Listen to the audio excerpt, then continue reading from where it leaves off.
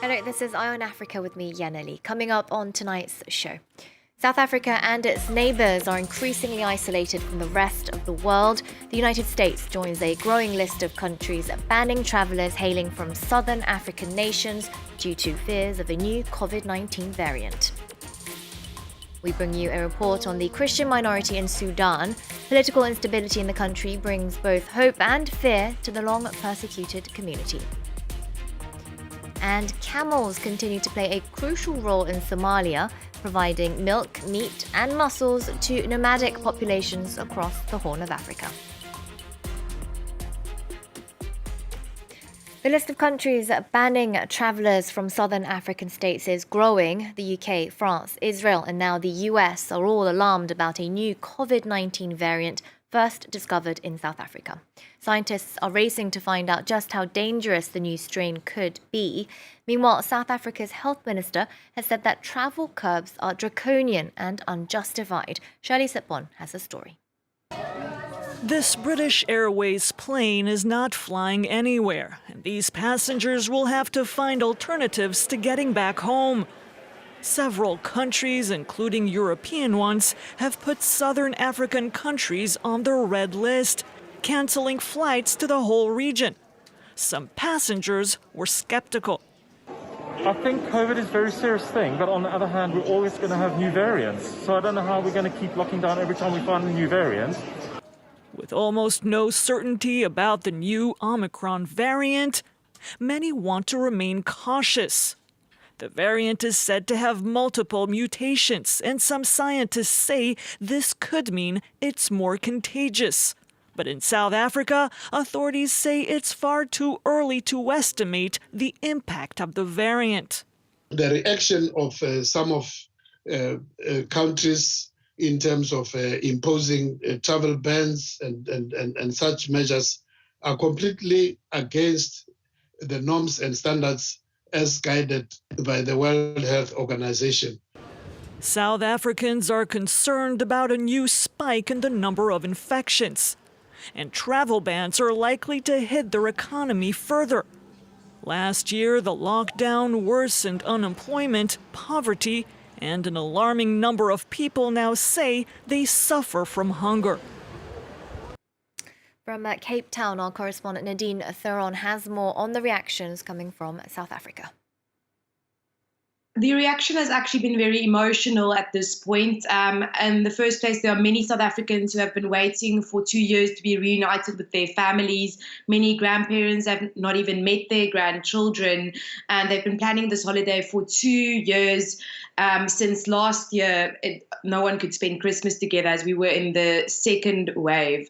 So the other emotional reaction is from the tourism, hospitality and film industry, where people are, it's been said that you should share a thought for people in those industries because they are going to face job losses and they've already had a very tough 2 years.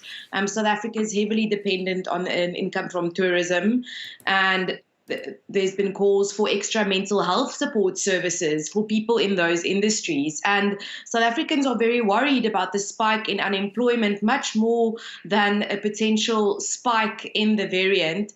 So far, we've had 2,800 new cases in the last 24 hours, and that doesn't seem much when compared to the UK, who has had over 40,000 new cases, or France, who has more than 30,000 new cases.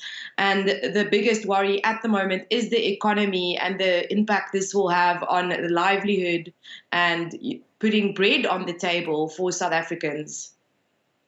And Nadine, the WHO had a meeting to discuss this variant. Virus mutations happen all the time. Why has this one got everyone so alarmed? Well, the WHO has now called it, yes, a variant of concern and named it Omicron. It says that the variant is spreading much faster than any of the previous strains of COVID. And it's also worrying that it might not be very reactive to vaccines. It might be very vaccine resistant because of its many, many mutations. The scientists don't know this yet, and they're expecting to find out about it in the next few few weeks. The other thing they don't know is how severe the disease is that can be caused by this variant. Does it cause severe disease or milder disease? And it could not be that bad if it doesn't cause death as much as the previous variants have. Security forces in Malawi fired tear gas to disperse a protest on Friday. Thousands of people had marched to demand solutions for the rising cost of living, alleged corruption and nepotism in government. Protesters expressing their disappointment at President Lazarus Chakwera's inability to stand by his campaign promises.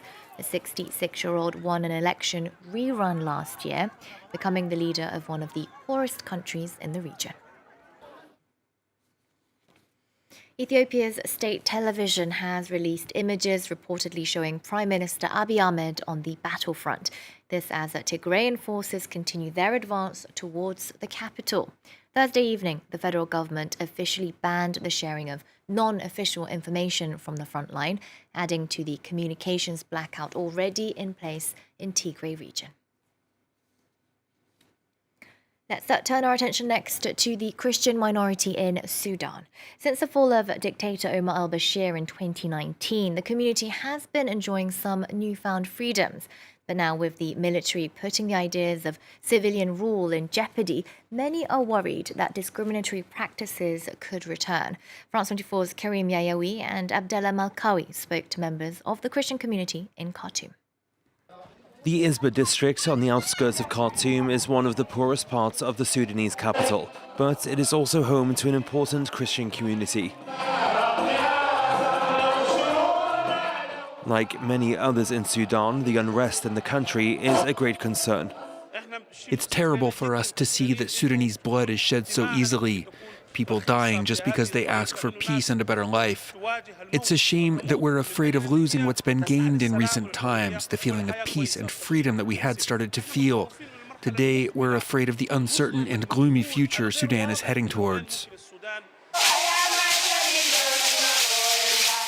There are several churches in the region who share this anxiety. Under the regime of Omar al-Bashir, Christians were discriminated against and their churches destroyed. The church was a little further down there. It was destroyed.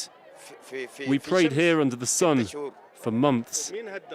The authorities, the old regime, destroyed it. We couldn't fight it. Those in power do what they want.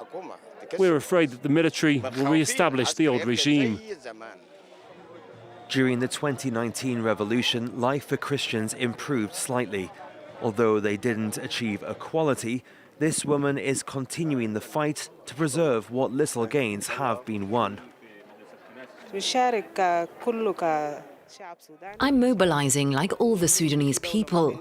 We want a civil state, a democratic state, where everyone has their rights, regardless of their religion, where everyone has access to basic services. Sudan's Christians hope that they can continue to practice their faith freely. But like those from all faiths, they also hope to provide their children with a better future. And finally, we head to the Horn of Africa to bring you a report on Somali camels. They're prized for their milk, their meat and their muscles. They're also at the heart of Somali traditional life, as nomadic populations rely on them more than ever due to the climate crisis. Ali Abdi Almi is always on the lookout for grass for his camels in Somalia's desert. After hours on foot, there's nothing better than a drink of fresh camel milk.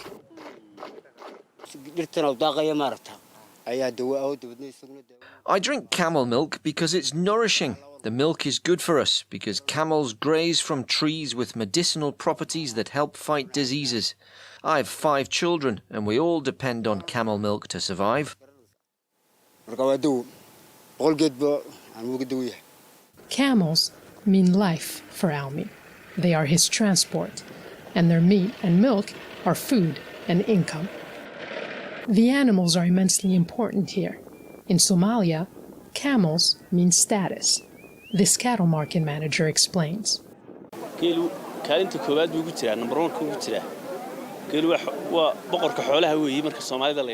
Camels are very important in Somali culture because someone is considered rich or can rise in social status according to the number of camels he has.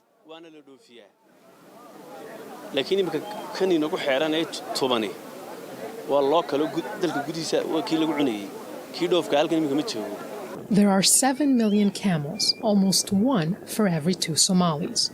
Beyond status, they are a valuable investment. A healthy camel can sell for up to $1,000. But only a few people can afford them. 7 out of 10 people live in poverty, according to the World Bank. To make things worse, rain is becoming scarcer, making it difficult for herders.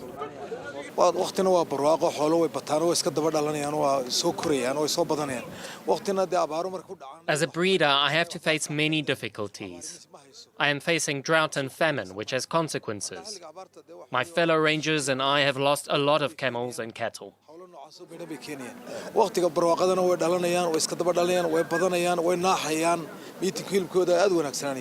The changing climate in the Horn of Africa has forced nomads to travel farther for water and grazing. There was a cyclone at the end of 2020 and several droughts. Repeated natural disasters have decimated thousands of camels and other livestock. Now pastoralists are giving up trying. Millions have moved to the cities, trying to flee hunger and desperation. That's it for Eye on Africa. Tonight's show was produced by Fraser Jackson and our colleagues behind the cameras.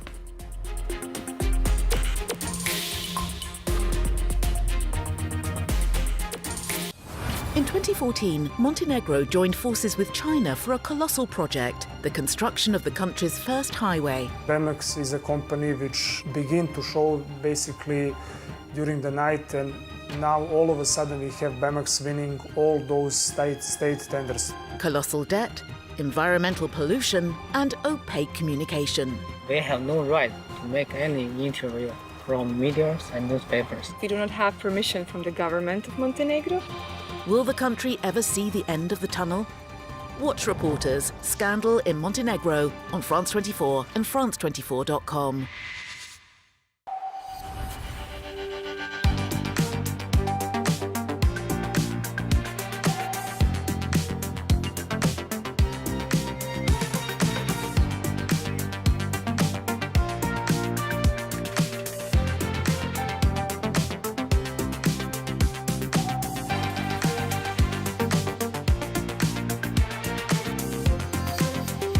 France 24, your economy explained.